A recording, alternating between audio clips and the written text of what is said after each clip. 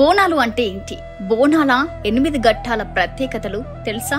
తెలంగాణ అంతటా భక్తి శ్రద్ధలతో బోనాల పండుగ ప్రారంభమైంది. ఈ సంవత్సరం 2025లో జూన్ 29వ తేదీ ఆదివారం నుంచి ఈ పండుగ ఉత్సవాలు మొదలయ్యాయి. హైదరాబాద్, సికింద్రాబాద్ నగరాల్లో ఈ వేడుకలు అత్యంత అట్టహాసంగా నిర్వహించబడుతున్నాయి. ఆషాఢ మాసంలో వచ్చే ఈ పండుగలలో మహాకాళి దేవిని పూజించి బోనాలు సమర్పించడం ద్వారా భక్తులు తమ ఆరాధనను వ్యక్తం చేస్తున్నారు. ఈ పండుగ తెలంగాణ సంస్కృతిని ప్రతిబింబిస్తుంది. మహాకాళిని నమ్మే భక్తులు అమ్మవారికి పూజలు చేస్తూ భక్తితో బోనాలను సమర్పిస్తారు. ప్రతి ఏడాది జరిపే ఈ పండుగ 2025లో జూన్ 29న మొదలై జూలై 20న ముగియనుంది. ఆదివారంతో ప్రారంభమై ఆదివారంతోనే ముగియడం ఈ బోనాల పండుగ ప్రత్యేకత.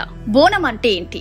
బోనం అంటే అసలు అర్థం తెలుగులో భోజనం. ఇది దేవతలకు సమర్పించే నైవేద్యం. బోనం తయారీకి బెల్లంతో కలిపిన అన్నాన్ని కొత్త మట్టి లేదా ఇత్తడి కుండెల్లో వండి వేపాకులు, పసుపు, కుంకుమలతో అలంకరిస్తారు. బోనం పైన దీపం పెట్టి మహిళలు వాటిని తలపై మోసుకొని అమ్మవారికి సమర్పిస్తారు. ఈ పండుగను రాష్ట్ర పండుగగా కూడా ప్రకటించడం జరిగింది. లష్కర్ బోనం అంటే ఏంటి? అప్పట్లో సికింద్రాబాద్ బ్రిటిష్ సైనిక స్థావరంగా ఉండేది. దీనిని లష్కర్ అని అంటారు. ఇప్పటికీ ఈ కారణంగా అక్కడ వారు లష్కర్ బోనాలు అను అంటుంటారు. ఆషాఢ మాసంలో వచ్చే మొదటి ఆదివారం గోల్కొండ కోటలో బోనాలు మొదలై లాల్ దర్వాజా సింహవాహిని బోనాలతో ఈ ఉత్సవం ముగిస్తుంది. చరిత్ర 1813లో హైదరాబాద్, సికింద్రాబాద్ ప్రాంతాల్లో భయంకరమైన ప్లేగు అనే అంటువ్యాధి వ్యాప్తి చెందింది. వేలాది మంది ప్రాణాలు కోల్పోయారు.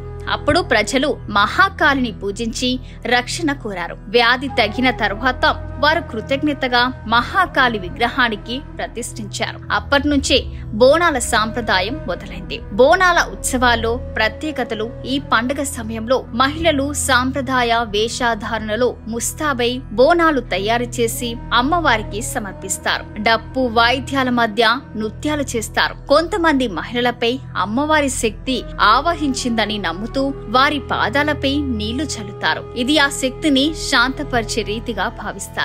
ఈ పండుగలలో మొత్తం 8 ముఖ్య ఘట్టాలున్నాయి. 1.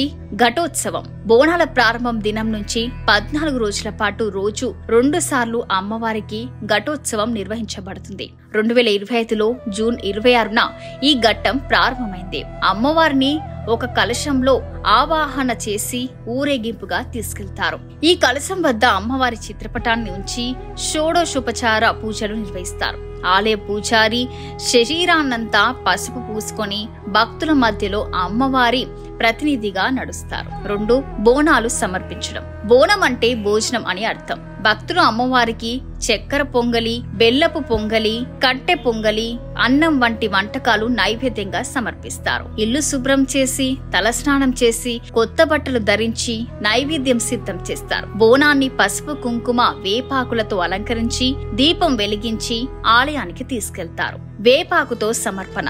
వేపాకు ఔషధ గుణాలతో నిండినది. పసుపు నీటిలో ముంచిన వేపాకుతో బోనాన్ని అలంకరించడం సాంప్రదాయంలో ఒక భాగం. ఇది వర్షకాలంలో వ్యాప్తి చెందే క్రిములను నివారించడానికి ఉపయోగపడుతుంది.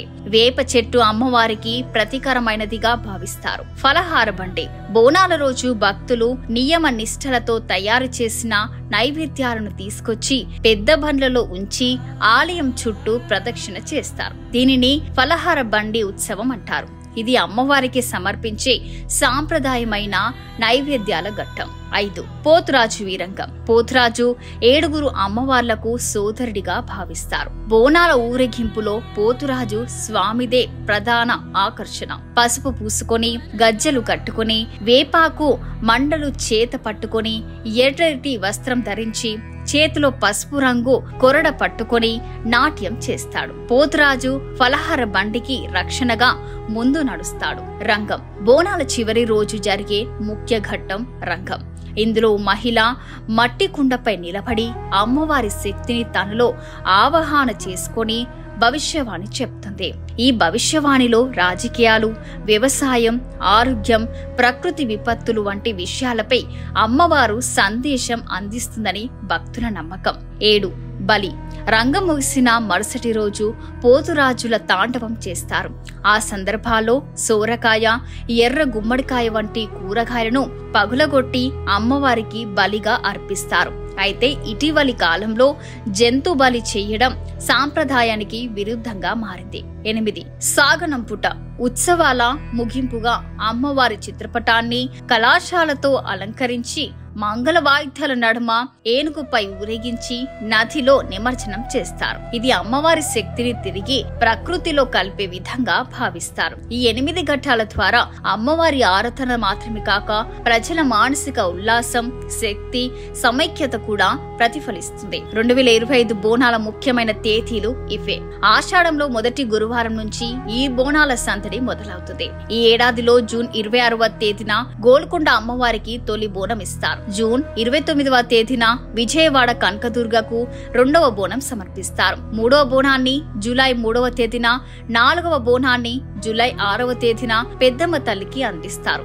5వ బోనం జూలై 10వ తేదీన సికింద్రాబాద్, ఉజ్జయిని మహంకాళికి సమర్పిస్తారు. జూలై 13వ తేదీన సికింద్రాబాద్ లో బోనాల జాతర చేస్తారు. జూలై 14వ తేదీన అమ్మవారి ఊరేగింపు చేస్తారు. 15వ తారీఖున చార్మినార్ దగ్గర ఉన్న భాగ్యలక్ష్మి అమ్మవారికి 6వ బోనం సమర్పిస్తారు. 17వ తేదీన లాల్ దర్వాజలో సింహవాహిని అమ్మవారికి చివరి బోనం సమర్పిస్తారు. 20వ తేదీన పాత బస్తీ లాల్ దర్వాజలో బోనాల జాతర చేస్తారు. 21వ తేదీన పాత బస్తీలో అమ్మవారి ఘట్టాల ఊరేగింపు చేసి బోనాలు ముగిస్తారు. బోనాలు పండుగ తెలంగాణ ప్రజల భక్తి, ఆనందం, సాంప్రదాయానికి ప్రతిబింబం. బోనాలు అంటే కేవలం ఒక పండుగ మాత్రమే కాదు, అమ్మవారి మీద పెట్టుకున్న నమ్మకం. ప్రతి సంవత్సరం ఈ పండుగతో ప్రజల హృదయాలలో ఉత్సాహం, నమ్మకం, ఆధ్యాత్మికత పెరుగుతూనే ఉంటుంది.